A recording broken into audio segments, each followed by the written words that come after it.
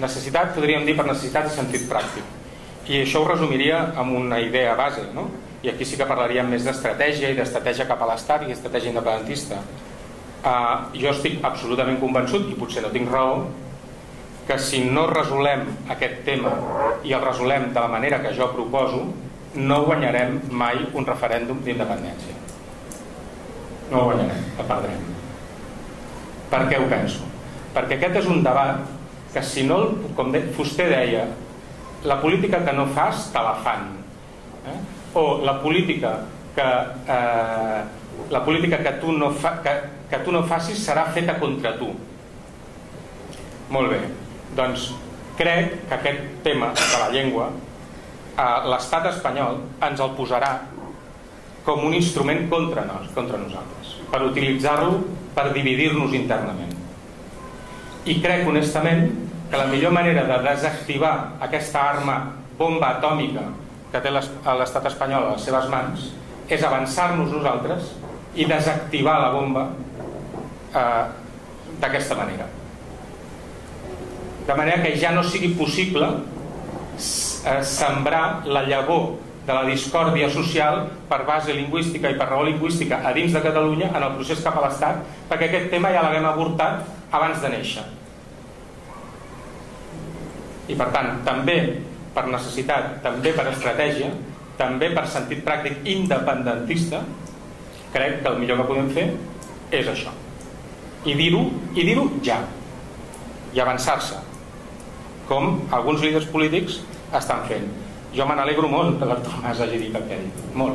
I me n'alegro molt que l'Oriol Junqueras hagi dit el que ha dit. I tinc ganes, moltes a solidaritat ja ho he sentit, i no me n'alegro gens de sentir el que he sentit, i tinc ganes de sentir què diu la CUP, per exemple, en aquest tema. Iniciativa també sé el que pensa i me n'alegro del que pensa. I finalment us deia que l'última raó era pel català. A veure, si en l'actual situació règim jurídic de cooficialitat i tenint un estat poderós en contra, hem aconseguit fer tots els progressos que hem fet en la normalització del català. Hem aconseguit bastir una escola en català, hem aconseguit bastir uns mitjans públics i privats en català, hem aconseguit tot el que hem aconseguit en matèria de llengua, i això ho hem fet amb un règim de cooficialitat amb el castellà i amb un estat i tots els seus mecanismes i les seves estructures en contra, sistemàticament, durant 30 anys. Jo penso, home, el sentit comú em diu que si la mateixa situació jurídica la trasllado a la independència amb un estat a favor, imagina't el camí que podem córrer. Ens queden com a mínim 50 anys de camí per córrer en la normalització del català i en el progrés del català, sense cap necessitat de trepitjar cap ull de poll i sense cap necessitat de perjudicar a ningú. I per tant, crec, i és més, crec que per la normalització del català en el futur estat, el millor que podem fer és tenir aquest gest previ del manteniment de l'oficialitat del castellà, perquè això destensa. I qualsevol procés de normalització lingüística necessita distensió. Necessita distensió. Hi ha independentistes que sembla que estiguin buscant sempre la tensió. I hi ha coses que necessiten distensió. I això ho necessita. I ja està, i aquest és el cinquè motiu. Crec que és el millor pel català. Ja està, cap cas. Molt bé, com a primera intervenció, moltes gràcies. Dono ara la paraula a la Carme Junyent. Molt bé. Que no es pot abaixar això, oi? Si vols... Tu pots acostar molt més. L'altre, si es ben orientat. Tu pots acostar més, ja està. Així. Gràcies. Bé, bona tarda. Gràcies a tots per haver vingut i gràcies per la invitació a participar en aquest debat que em permet retrobar l'Albert Branxadell. Ara? Està engegat, ara? Està engegat? Està engegat? No, És una qüestió de costar-ho més, llavors. M'haig de costar així, no sé si ho resistiré. Bé, us donava les gràcies per haver vingut i dono les gràcies per la invitació a participar en aquest acte, perquè ja em vaig de reprimir perquè ens han dit que el torn de rèplica als ponents serà després, o sigui que no contestaré ara, però contestaré. I després amb l'Albert ens coneixem de fa molts anys i sabem que no coincidim, però malgrat tot tenim bon rotllo, o sigui que sí, home, sí. Sempre va bé trobar-nos. Ara em costa una mica centrar-me en el que jo volia dir perquè ja dic que estic esperonada per la primera intervenció, però intentaré també fer la part que jo m'havia preparat, perquè la veritat no és que hagi fet els deures gaire disciplinadament de les propostes que ens van demanar, però vaja, potser haig de dir que jo tampoc soc sociolingüista. Ho dic perquè a mi els sociolingüistes canònics no em reconeixen com a sociolingüista, per tant no seré jo la que digui que ho soc. Soc lingüista i em sembla que si soc aquí és més com a africanista que com qualsevol altra cosa. Vull dir que la meva especialitat són les llengües africanes. Dit això, jo sempre he dit que l'Estat és la màquina de matar llengües i evidentment si ara se'm proposa un estat, doncs a mi em costa casar. Vull dir que jo no voldria lligar el futur de la llengua a l'estat perquè tenim les de perdre, el català i les que convinguin. Vull dir que no sé si hi guanyaria cap llengua perquè sobretot no crec que funcionin bé els processos en què un o altre hi és sacrificat. Fins i tot els que hi guanyen hi perden. Parlant de sociolingüística ens posen tan sovint com a model el Quebec. Per mi no és un model, justament perquè és un model que ha ignorat les cultures autòctones i pretén imposar un altre model. Per tant, ho sento, però no. Jo voldria, com a mínim, que tinguéssim tots present que és la gent i no l'estatus el que fa viure les llengües. Segurament el que les mata sí que és l'estatus i no la gent, però si es tracta de fer viure em sembla que la implicació ha de ser de tots. Fa bastants anys, quan començava les noves migracions a Barcelona, vaig sentir en una conferència la Marina Subirats que deia que el català no resistiria una segona onada migratòria.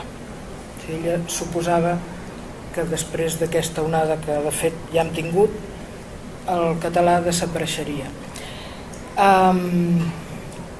Jo crec que no, jo crec que justament aquesta segona onada és la que ens donava l'oportunitat de revitalitzar la llengua, però en fi, aquí no hi entraré. Però parlant de segones oportunitats, jo crec que el que no podem resistir és perdre la il·lusió per segona vegada. És a dir, si recordeu cap als anys, a principis dels 80, hi va haver un moment en què semblava que la cosa era de debò, que hi havia molta il·lusió. Això es pot veure en les estadístiques, també com des de l'escola s'ensenya el català i es difon. Vull dir que hi va haver un moment realment d'embranzida on semblava que ens en sortíem. I a partir d'aquí van començar primer les insídies, l'Eduard ho explica en el seu llibre La guerra de la llengua, ens podem remetre a aquell moment, i aquí ens vam ensorrar. Jo crec que ara, sense esperar-ho, ens ha vingut una altra il·lusió. Torno a dir que jo no vull relacionar l'estat amb la llengua, però en qualsevol cas és un moment d'il·lusió i em sembla que si perdem el tren en aquest moment d'il·lusió, aleshores sí que l'han perdut per sempre, perquè els indicadors diuen que realment la llengua ja ho té molt difícil per sortir-se. Aleshores, de cara a aquesta nova situació, em sembla que la pregunta fonamental és sempre si el que volem és preservar la diversitat lingüística o no. Entre altres coses perquè jo crec que podrem preservar el català si preservem la diversitat lingüística, i si la diversitat lingüística no ens interessa o deixa d'interessar-nos perquè ens sembla que ara ja tenim els instruments i no necessitem a ningú més, el català desapareixerà igualment. Aquesta em sembla que és una qüestió de fons que no hem de rebutjar. Aleshores, com podria ser, no sé si aquest estat o el que ens vingui? Com ens podem imaginar aquesta societat? Jo no crec que una societat homogènia monolingüe sigui desitjable en cap cas. La història de les llengües mostra que les societats monolingües són les més vulnerables, perquè justament per més cohesionades, quan entra un corcoll s'ho carrega tot ràpidament. Tampoc crec que sigui possible una societat monolingüe, però en qualsevol cas jo no apostaria per això. Vaja, jo he comentat moltes vegades, però soc membre del grup d'estudi de llengües amenaçades, no? Fa molts anys, aquest any fem 20 anys, que ens dediquem a estudiar diferents processos de substitució lingüística, i realment això és el que fa la sociolingüística, estudiar com es moren les llengües. La gent es preocupa de fer-les viure, però els sociolingüistes descriuen això com es moren, no? I de com es mor una llengua se'n sap força, es poden predir moments, etc. Però hi ha una pregunta que almenys nosaltres ens vam fer, que és, tinguem en compte que en els darrers 500 anys el nombre de llengües existents ja s'ha reduït a més de la meitat, vull dir que han mort moltes llengües, però també n'han quedat moltes més, o moltes, no més. I aleshores, d'aquestes llengües, les que han tingut les mateixes condicions que les altres, les que han desaparegut i no han desaparegut, per què no han desaparegut? Perquè aquesta també és una pregunta. Home, per què cauen uns i els altres, que els hi ha passat exactament el mateix, resulta que aguanten? I la resposta, o vaja, el tret que es troba en comú en aquestes societats que han resistit és que són totes comunitats molt multilingües. Del monolingüisme al multilingüisme hi ha un pas que és el bilingüisme. La sociolingüística canònica diu que el bilingüisme és la forma més freqüent de multilingüisme. Jo dic que de fet és la forma més eficaç per fer desaparèixer llengües. No estic parlant del bilingüisme de les persones, estic parlant en àmbits on tothom coneix les dues mateixes llengües. Jo no conec cap cas, potser el meu col·lega sociolingüista em podrà portar un exemple, però ningú me l'ha pogut donar mai, perquè ni històricament ni al món no conec cap cas de comunitat bilingüe que s'hagi mantingut estable. Recordeu allò que deia l'Aracil de que quan ell parlava de conflicte lingüístic, no? Que s'acaba o en substitució o en normalització, doncs això deu ser la teoria, perquè de normalització jo no conec cap cas.